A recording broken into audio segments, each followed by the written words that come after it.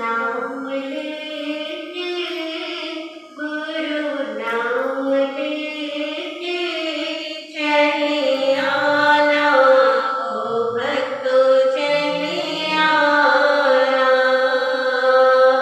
गुरु नाम लेके प्रभु नाम लेके चले आना ओ भक्तों चले आना प्रभु नाम लेके सुबह शाम लेके चले आना ओ भक्तों चले आना तुम्हें प्रभु द्वार पे आना तुम्हें प्रभु द्वार पे आना श्रद्धा से शीश झुकाना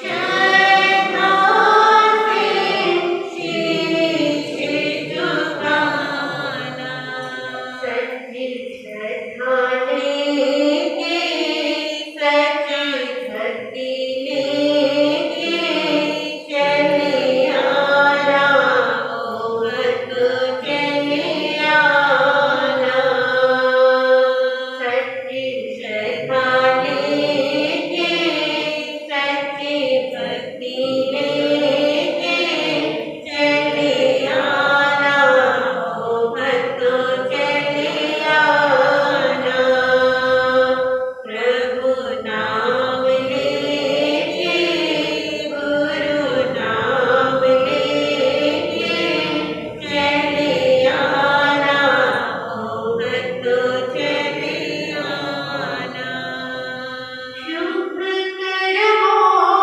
का भरना खजाना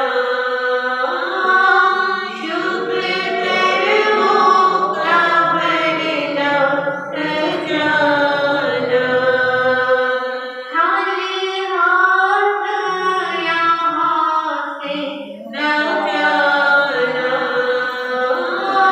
खाली हाथ यहाँ से न जाना प्रभु दरिया के सच्चे लगन लगा के चले आना ओ भक्तों चले आना प्रभु दरिया के सच्ची लगन लगा के चले आना ओ भक्तों चले आना प्रभु नाम लेके गुरु नाम लेके चले आना ओ भक्तों चले आना प्रभु का द्वार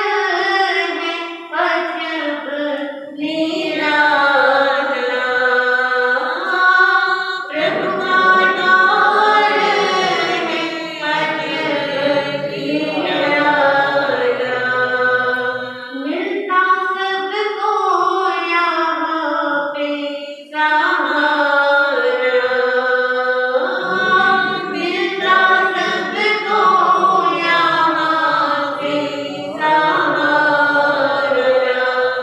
हृदय साफ करके प्रभु ध्यान धर के चले आना ओ भक्तों चले आना हृदय साफ करके प्रभु ध्यान धर के चले आना ओ भक्तों चले आना प्रभु नाम लेके गुरु नाम लेके चले आना ओ भक्तों चले आना प्रभु नाम लेके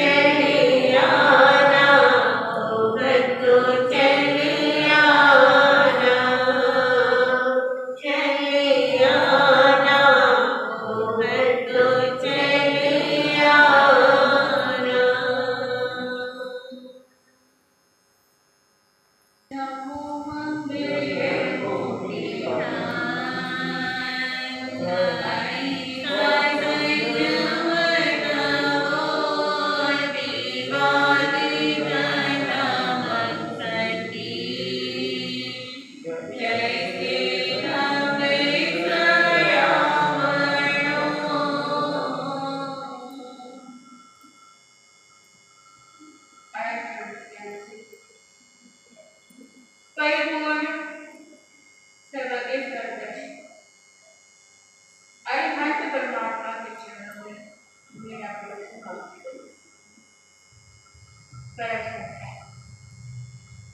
परम आराधना मेरे मेहनत लिखने वाला श्री गुरु जी महाराज के श्री चरणों में मेरी जैसे मर्ज पर विराजे ज्येष्ठ गुरु बहनों के चरणों में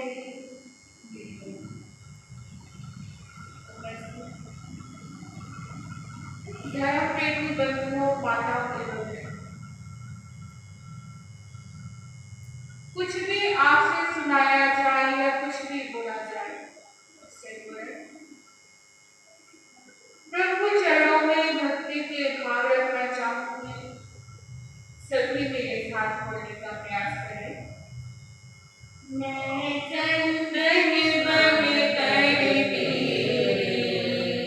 चरणों में लग जाऊं।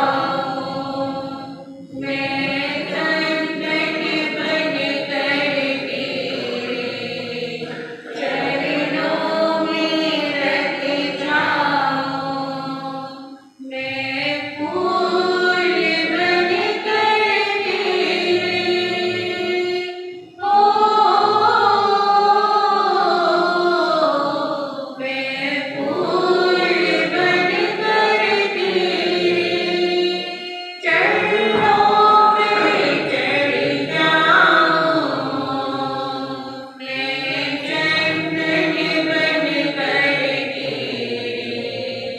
चरणों में लग जाऊं। मैं चंदन बन करती चरणों में लग जाऊं। दर्शन पाऊं भक्ति रचाऊं। दर्शन पाऊं भक्ति रचाऊं। मन मंदिर में ज्योति जलाऊं। मन मंदिर में ज्योति जलाऊं। मैं बाटी बन करती ओ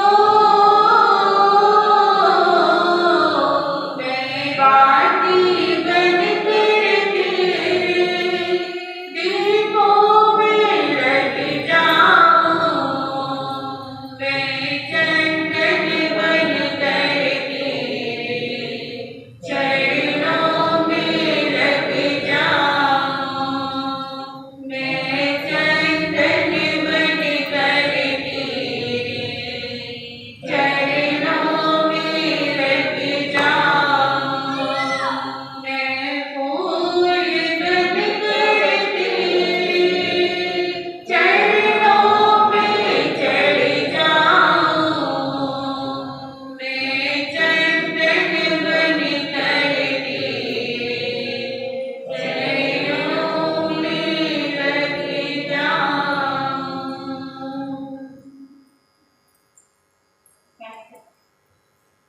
श्रद्धालुओं, आप सुन रहे हैं भगवान की पवित्र पावन वाणी, जिसे सुनने से हमारे जीवन में जीवन जीने की कला,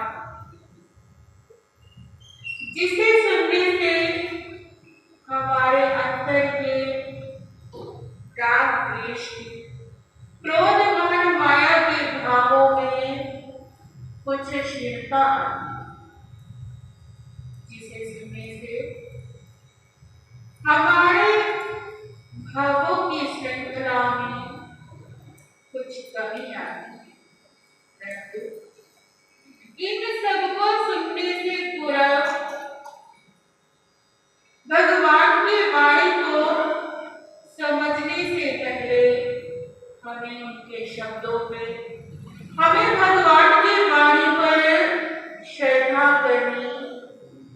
अति आवश्यक।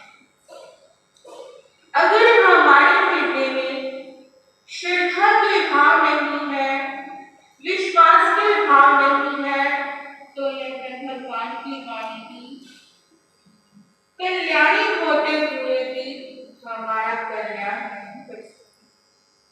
अगर हमारे हृदय में भगवान के शब्दों पर विश्वास नहीं है, अगर हमें उनके शब्दों पर शंका के भाव है, तो यह कल्याण करने वाली वाणी भी हमारे लिए विष के समान हो जाएगी।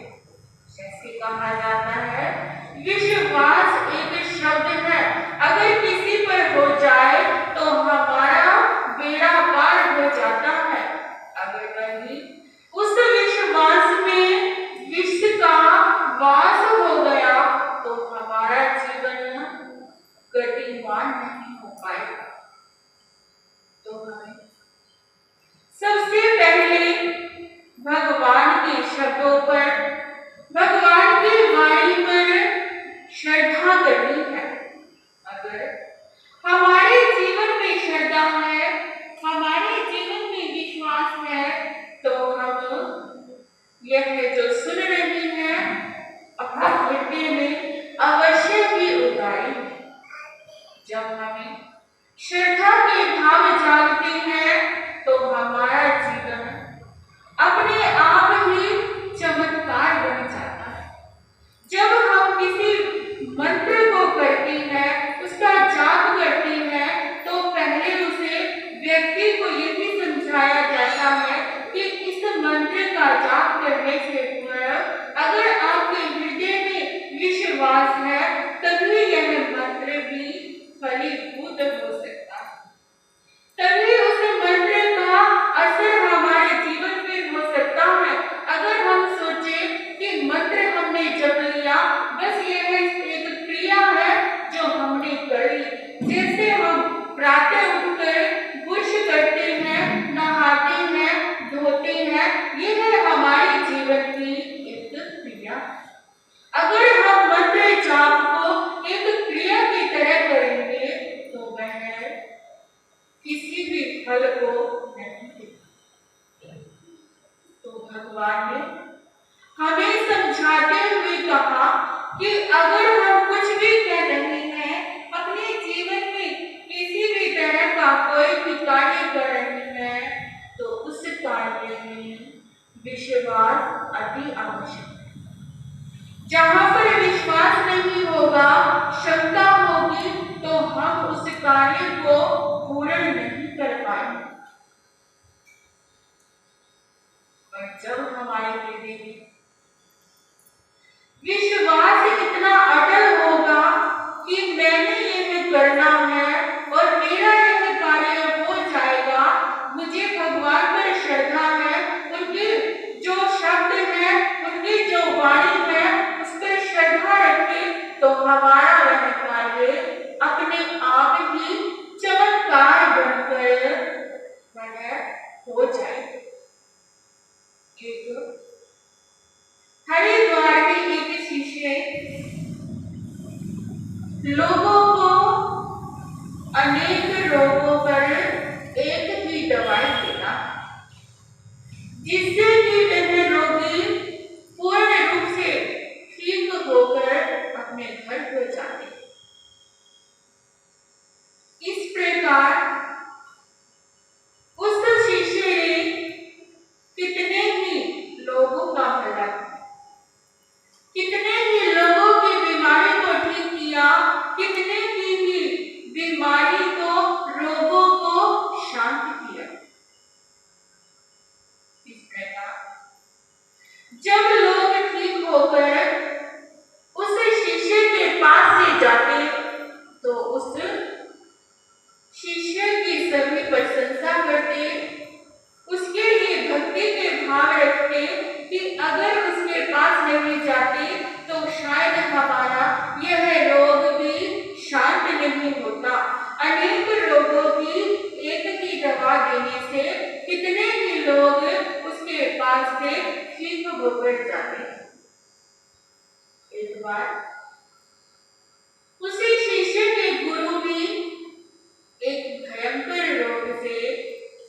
बीमार पड़ जाते। जैसे ही वे बीमार पड़े, अनेक उपचार किए, दवाइयां दिलवाई गई, परंतु जैसे जैसे उनका इलाज कराया जा रहा था, वैसे वैसे उनकी बीमारी बढ़ती जा रही थी। तो उन्हीं के किसी भक्त ने गुरुजी से कहा कि आपके शिष्य में ऐसी सामर्थ्य है, ऐसी शक्ति है कि वह किसी को भी दवाई देती है तो वह बड़े से बड़ा रोग भी ठीक हो जाता है। आप भी अपने शिष्य के पास जाए, शायद वह रोग आपका ठीक कर दे। गुरु अपनी बीमारी से परेशान हो चुके थे, तंग आ चुके थे, तो सोचा कि जहां मैंने इतने इलाज करवाए हैं, एक इलाज और सही, अपने शिष्य के पास जाने में मुझे कोई हर्ज नहीं है। ऐसा सोचकर गुरुदेव शिष्य के पास पहुंच जाते हैं, रोग के बारे में बताया तो शिष्य ने एक कटोरी में पानी लिया और उस पानी में पानी की 2 बूंदें एक शीशी में से टपका दी और वही प्याला गुरु के सामने रखकर कहा कि गुरुदेव इस औषधि को ग्रहण कीजिए। गुरु ने इस दवाई को लिया। दवाई को लेते ही एक चमत्कार होता कि जो उनकी बीमारी थी वह कुछ ही क्षणों में ठीक हो जाती।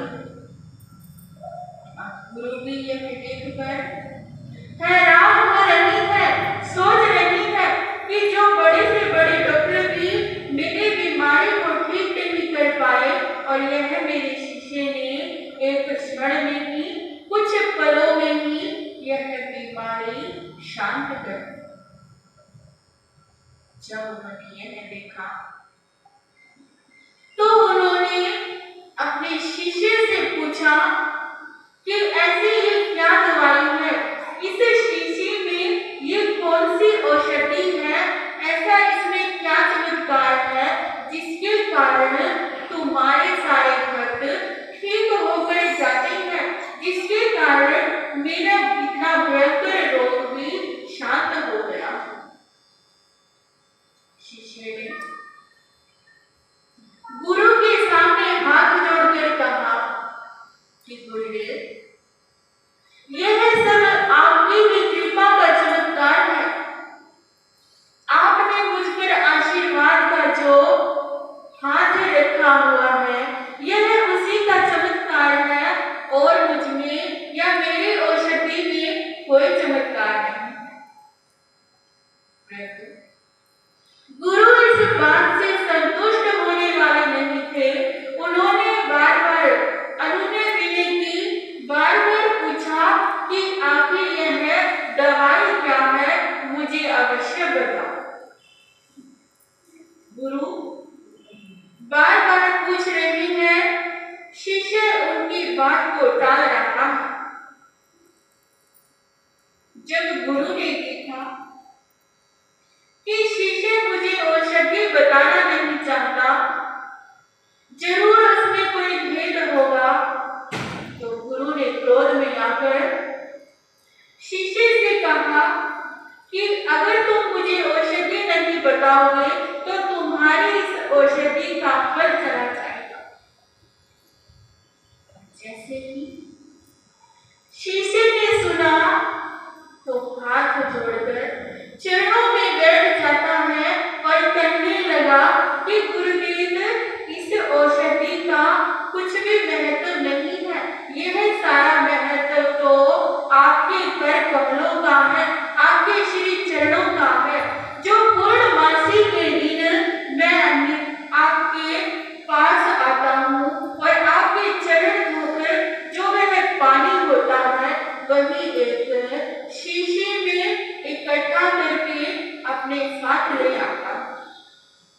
वही चरणामृत मैं अपने भक्तों को एक कटोरी के पानी में 2 बूंद डालकर देता हूँ, जिसके कारण यह रोग शांत हो जाते हैं।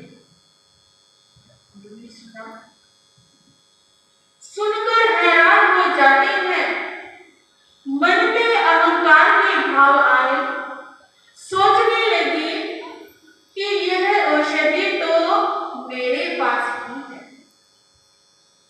पूर्णमासी का दिन भी कोई दूर नहीं है, मैं भी जाकर अपने भक्तों को यह औषधि दूंगा और सब लोग ठीक हो जाएंगे, जिसके कारण मेरी ख्याति चारों तरफ फैल जाएगी।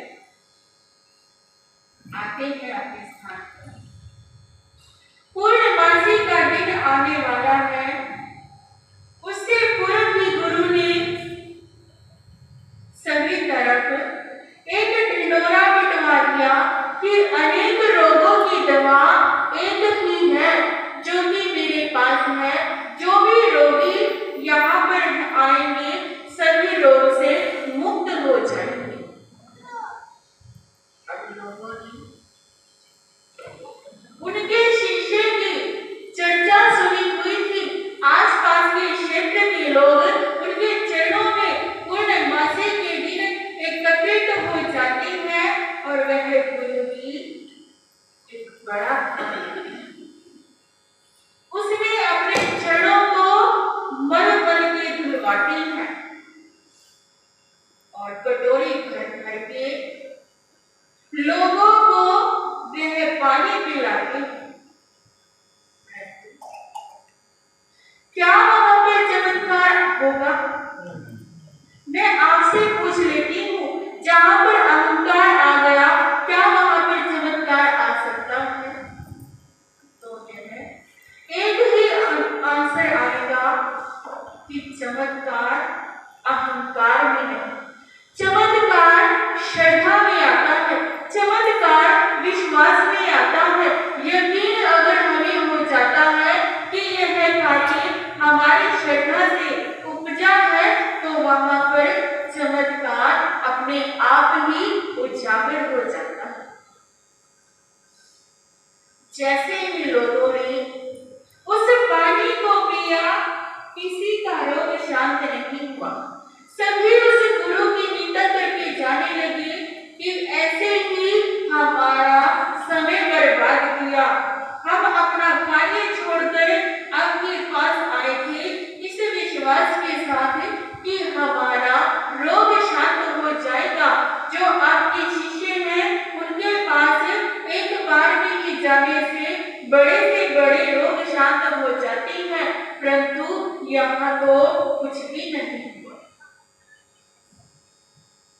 जैसे गुरु ने यह देखा तो देखकर मन में बड़ा ही क्रोध आया कि मेरे शिष्य ने मुझसे झूठ बोला, मेरे साथ कपट किया, छल किया, जिसके कारण मेरे चारों तरफ निंदा हुई और उसकी चारों तरफ प्रशंसा होती है।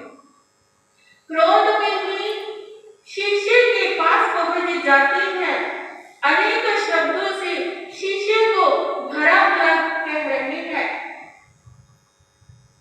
इस तरह शिष्य हाथ जोड़कर सुन रहा है, परंतु कोई उत्तर नहीं दे रहा। जब गुरु का क्रोध कुछ शांत हुआ तो शिष्य ने हाथ जोड़कर कहा कि गुरुदेव, यह चमत्कार आपके चरणों के पानी में, यह चमत्कार तो मेरे हृदय की श्रद्धा में, मुझे आप पर भगवान से भी ज्यादा विश्वास है। मुझे यह पता है कि अगर मैं आप पर विश्वास करूंगा, मुझे यह पता है कि मैंने आपको भगवान से पहले जाना। मेरी यह इच्छा ही मेरी श्रद्धा है, मेरा विश्वास है, जिसके कारण यह पानी भी अमृत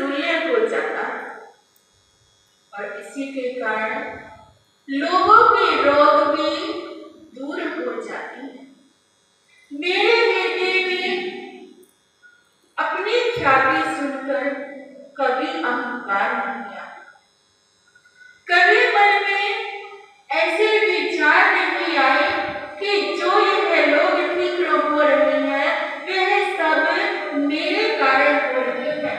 मैंने हमेशा यही चिंतन किया कि यह जो लोग इस बीमारी को त्याग रहे हैं, जो इन लोगों के शरीर से बीमारी जा रही है, वह सब आपके चरणों के यह पानी से भिजा है। जब जब मैंने इतने विश्वास से लोगों को यह चरना अमृत दिया है, तब तब लोग स्वस्थ होकर यहाँ से गए।